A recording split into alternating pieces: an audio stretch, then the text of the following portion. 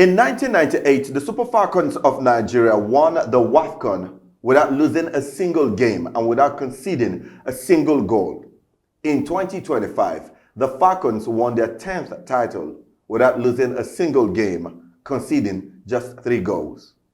With that, I say, welcome to the program Beyond the Score here on Atlantic TV. My name is Chimobin Zaramobi. I'm not alone in the studio. I've got Eddie, the Olu of Sport. Hello, Eddie. Hello, Chimobi. Thanks for having me. Yep, let's get down to it. I mean, Saturday was really huge for sport fans in Nigeria, especially when it comes to women's sport. But the big one was the Falcons completing Mission X. It was really huge given the fact that they had to come from behind to beat Morocco in a final. For you as a sports fan and a football lover and, of course, a Nigerian, it must have been a proud moment. It was indeed a very proud moment. A very proud moment, if I'm allowed to use such an adjective. Now, the thing was that the build-up to that match was like Nigeria automatically became the underdog. But, well, it wasn't like that because the Nigerian Super Falcons were, in fact, the top dog going into that match because prior to that final of Saturday, they had won the title 9 times. So that's why it was codenamed Mission X. This was them going to get the 10th title. So for me, I had my own reservations though, based on some of the antics of the Moroccan side with the laser that they keep pointing at the players. So, but I was just still hoping for the best. But I trusted the Super Falcons to come up with a victory on that day. So it wasn't surprising. I was happy, but it wasn't surprising.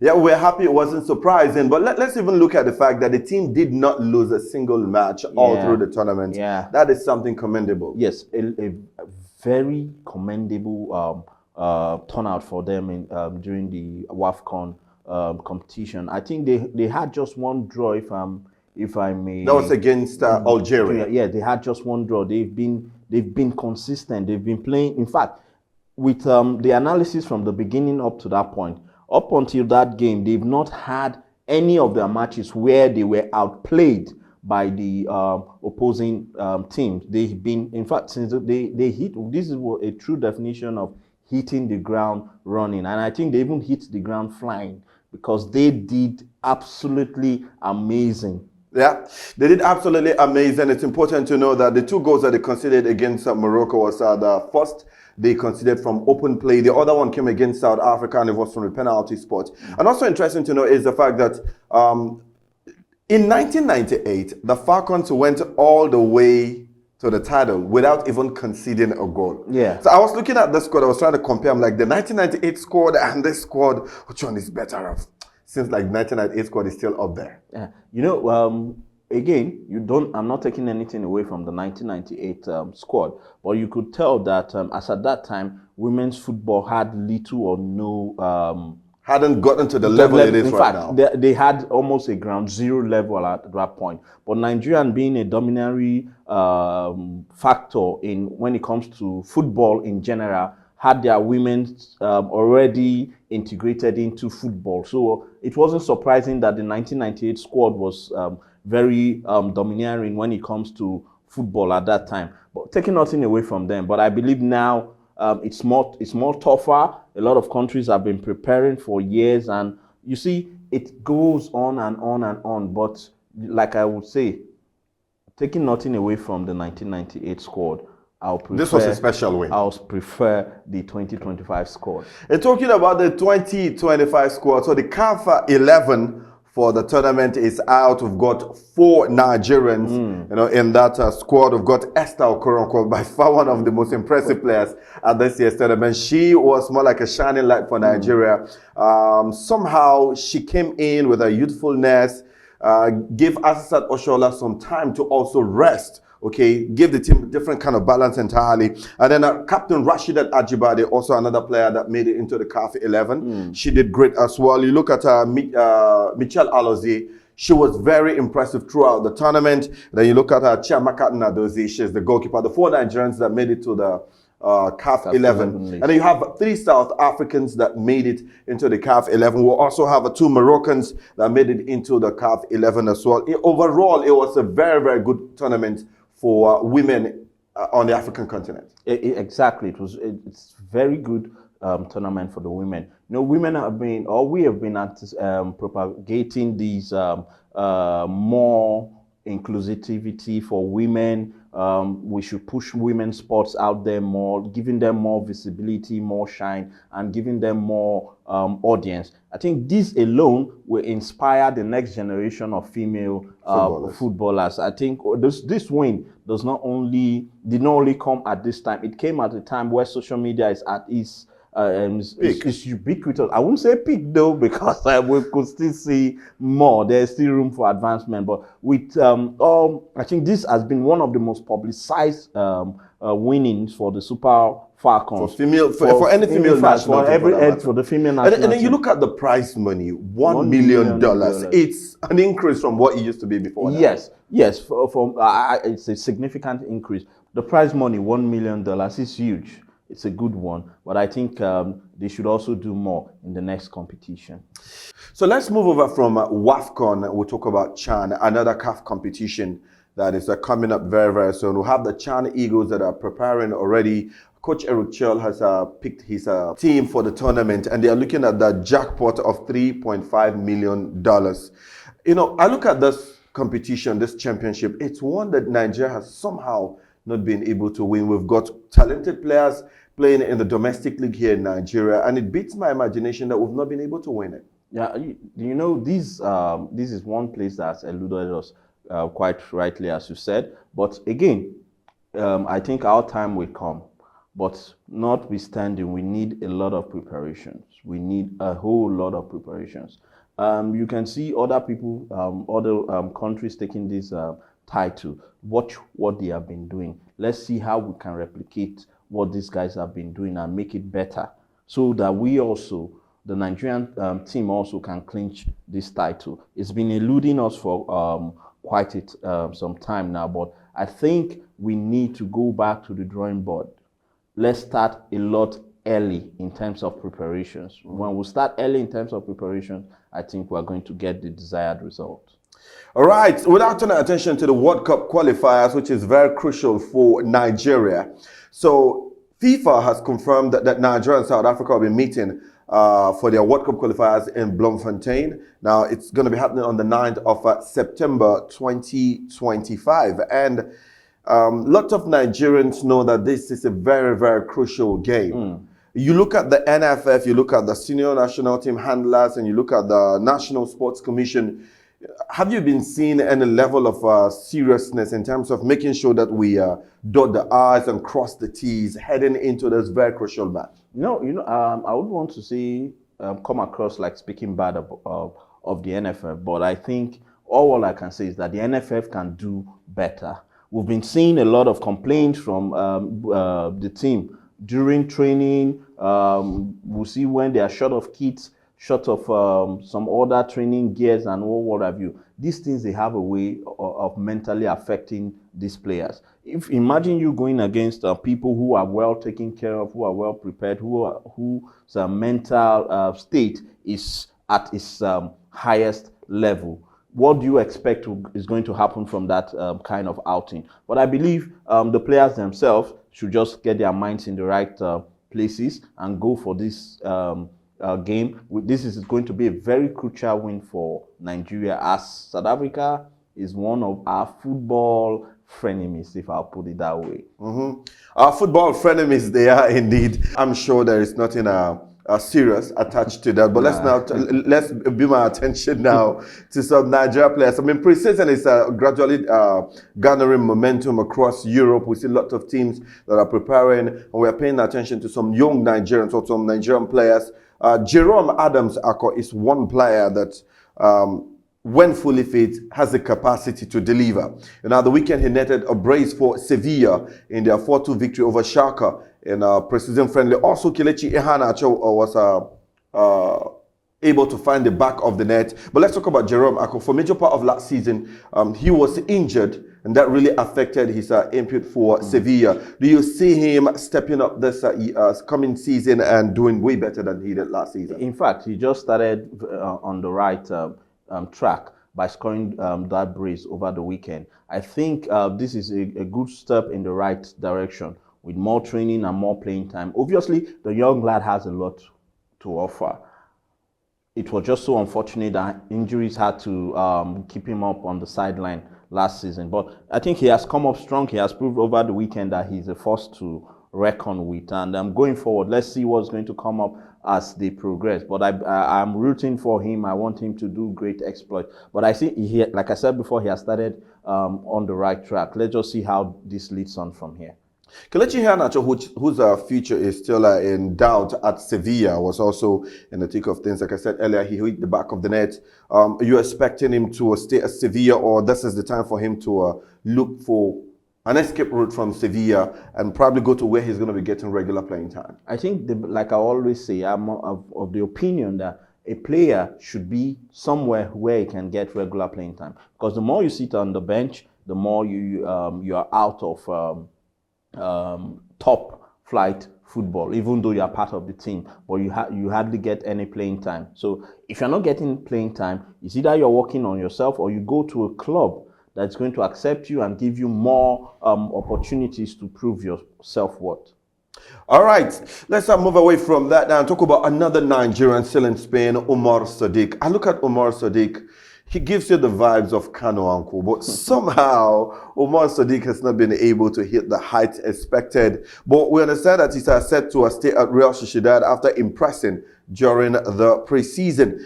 Over the weekend, the president of Real Sociedad, Joaquin Aparebi, came out waxing lyrical about the Nigerian. If you look at how things started off at the beginning of the preseason, he was left at home, and that pretty much raised a lot of concerns. But it appears that the club is having a rethink about him entirely. He's a very good player. And one is going to be asking the question, what will it take for him to hit that peak condition expected? Like I said, like I always say, training, discipline.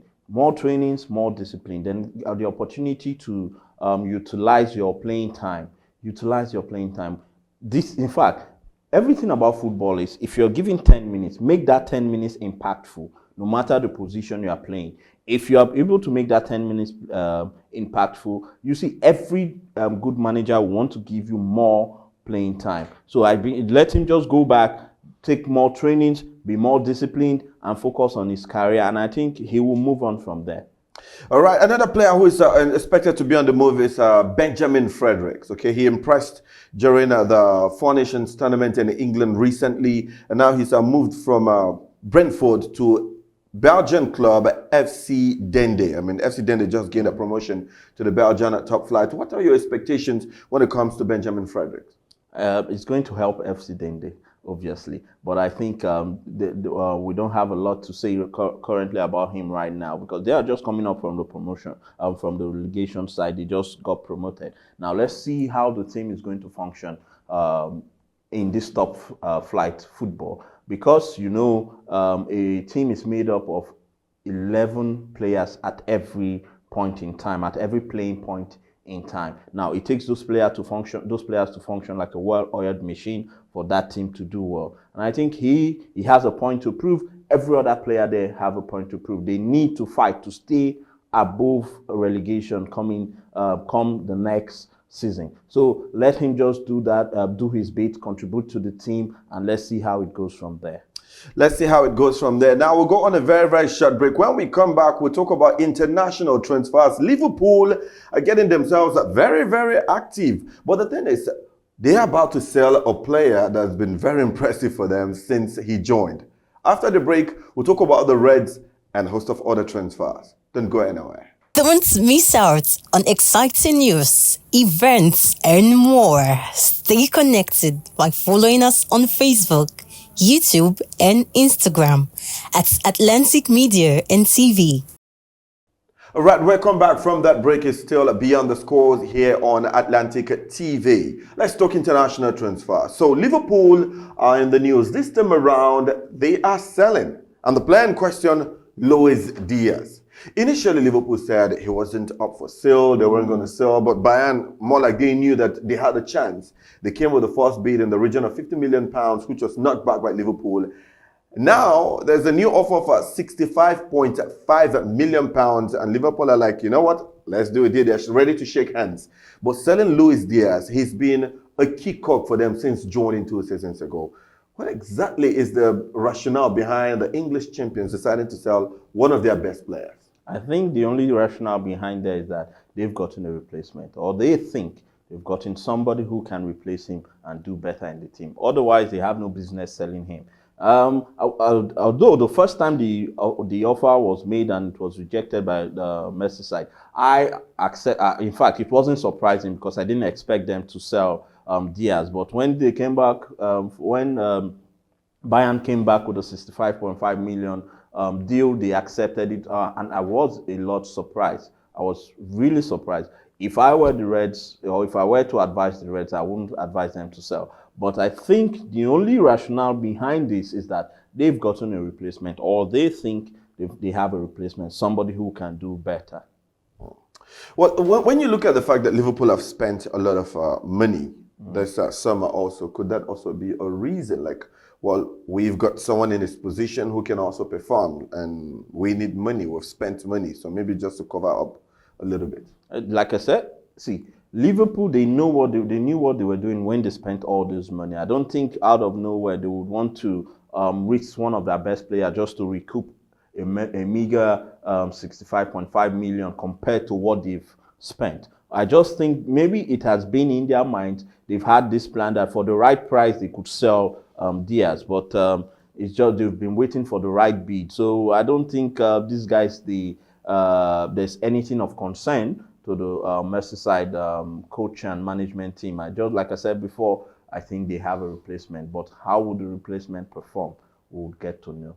So we'll move away from Liverpool and talk about Arsenal. The Gunners finally got their man, Victor Gyökeres. He joined Arsenal after 73 million euros exchanged hands. This is definitely a massive one for the Gunners. Yes, it is a massive one for them. And I think they are happy with the deal. Let's just see what Gyökeres has to offer the team. They're indeed happy. Because Arsenal is not one of those teams that breaks the bank every now and then to get players. But for now, they are happy with parting ways with 73 million pounds. So let's see how everything pans out for them. I do not think that this is a huge money for them, given how much they spend bringing Declan Rice from West Ham United. So the Gunners have been, spending in recent times, so I have to give them that credit. Yeah. But there's a concern of whether Gyökeres should be the guy to bring that gusto up front, bring that energy, bring those goals. You need 25, 30 goals a season. The question is, will a player like Gyökeres be able to deliver that? How would we know if we don't give him a chance? So let's see what the season has for Gyökeres for this, at least for the first season. Let's see how it pans out for him. But I know 73 million pounds is not a small money. So they would have done their research. They would have they would have a lot of reason why they are bringing him to the side for 73 million pounds. It's no small money. So obviously they see what they need in him, and hopefully he can deliver for them. All right, so away from Arsenal and Victor Gyökeres, let's talk about Manchester United. The Red Devils were in action against West Ham United in their tour of the United States. And the first game was really massive. 82,000 fans coming in to watch the game. That's more than the numbers that came out for the FIFA Club World Cup final involving Chelsea and PSG. You have to admit that United may not be there when it comes to football right now, but their global appeal is still very much up there. Yeah, very much up there, like you said. United has one of the largest fan base all over the world in terms of football. And again, the Americans, they are pushing soccer, as they call it. Now we're having a lot of more turnouts in soccer by American fans. It's now sharing a little bit of spotlight. Some 10 years ago, 10, 15 years ago, you would hardly get this kind of numbers if for a match played in the US of A, because they are more of the other type of football, the American football. But currently they are pushing, they are spending a lot of money, a lot of media attention has been driven towards soccer, like the Americans would call it. So, but notwithstanding, Manchester United, like I said before, has one of the largest fan base in terms of football all over the world. Indeed, we will now take a very short break. When we come back, we talk cricket and we also talk basketball, where the D Tigers really did us proud, at the weekend with that victory over Rwanda.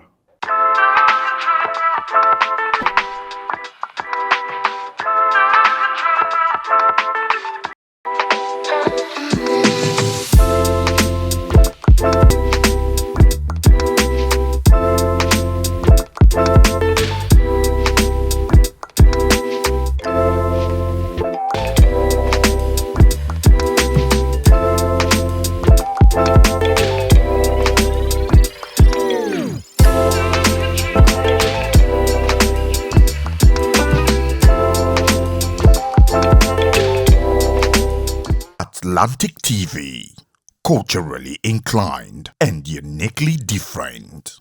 Welcome back from that break. Now straight to basketball, where the D Tigers of Nigeria are in the quarterfinal spot as they face Mozambique in the Afro Basket Showdown. Over the weekend, they defeated Rwanda by 92 to 45 points in a very, very impressive performance. In fact, it was an impressive performance by the D Tigers. When you look at basketball in Nigeria, female basketball for one, it's one that really continues to inspire and impress lots of Nigerians from the Olympics. They are here again, they're doing it when it comes to FIBA Afro Basket Championship 2025. You see, you take nothing away from the D Tigers. I think they are the best African female basketball side in the continent currently. They've been doing great exploits right from time immemorial. And I think it's part of the fact that most of our female basketball players have experience playing abroad. Some are playing in the US, others are playing in all over Europe and the rest. So they are bringing in that experience and that top flight gameplay into the African football, and they have been really dominating. You could also see how they performed, how they did us proud in the last Olympics, only to be beaten by one of the greatest basketballing nations in the world, the United States of America. But you see, taking nothing away from them, I believe they are the best female team currently in Africa. Indeed. Today they go up against Mozambique, and a lot of Nigerians will be hoping that the result will tilt the favor of the D Tigers. Let's now move over to cricket and talk about the Yellow Greens. They exited the Pearl of Africa T20 series with a 1 win in 6 matches. Certainly not the kind of result that they would have been hoping for, but that's since happened. Yeah, it happens. I think we're still finding our footing when it comes to cricket. We're not there yet. But when you look at the development of cricket in Nigeria, I still ask the question, where are the secondary school competitions? Where are the age grade competitions? Because those are the things that will set the ground running for future talent to come through. Yeah, like I've always said this. When it comes to sports, you need to catch them young. Just imagine you, somebody coming to, or somebody start playing cricket or start learning how to play cricket when he's 15, when he's 16, when he's 17, compared to somebody who has been playing cricket from when he or she has been 6, 7, 8, just the way we have in football in Nigeria, where people, children as little as 4 years old have started playing football. Even if we are not the best, you see that our names are always there when it comes to top flight football all over the world. You see, if we don't catch them young at the grassroots level, no sport will succeed. Take a look at some of the athletes all over the world. Let's go to China and see. China. You see China training some athletes way before they are even 10 for Olympic competitions that they might be participating in the next 8 to 12 years.